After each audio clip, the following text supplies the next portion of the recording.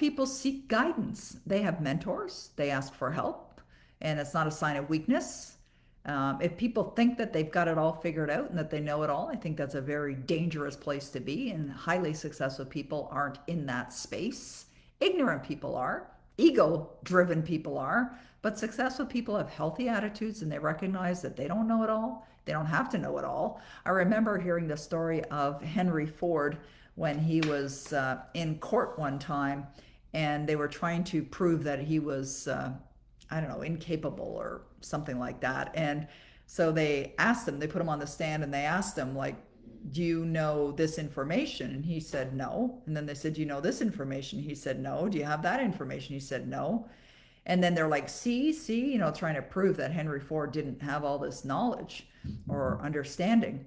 And what he said was, Henry Ford said, I may not have it, but I know who to call. I just pick up my phone and I'll call to get the guidance that I need. I'll ask for the guidance that I need. And he was a very successful man. And so successful people seek guidance. They have mentors, they're students, they study. Other characteristic is that they effectively use time. They understand how valuable it is because it is valuable. I mean, you chose to be here today. I respect that. And my only desire is to serve you while we're investing any time that we have together. But they also are very effective at getting things done, extremely accomplishment oriented. And that's a very important part of what I teach in skipping levels as well, because it is an essential part of success.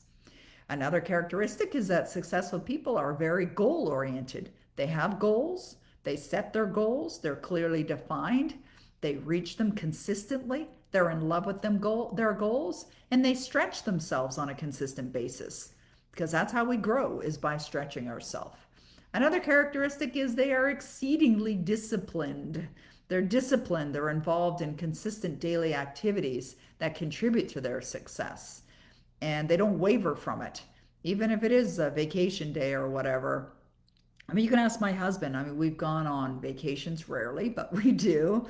And wherever I go, whether it's to visit the in-laws or to visit my family or whether we're doing a weekend away, I bring all my tools, my journals, my affirmations, all the things that I do, listening to my Power Life script. I'm still doing that every single day. It's a discipline. You discipline yourself for success. It's definitely a characteristic of successful people. Another characteristic is they have a healthy relationship with money. They respect money. They understand money is meant to circulate. They circulate it.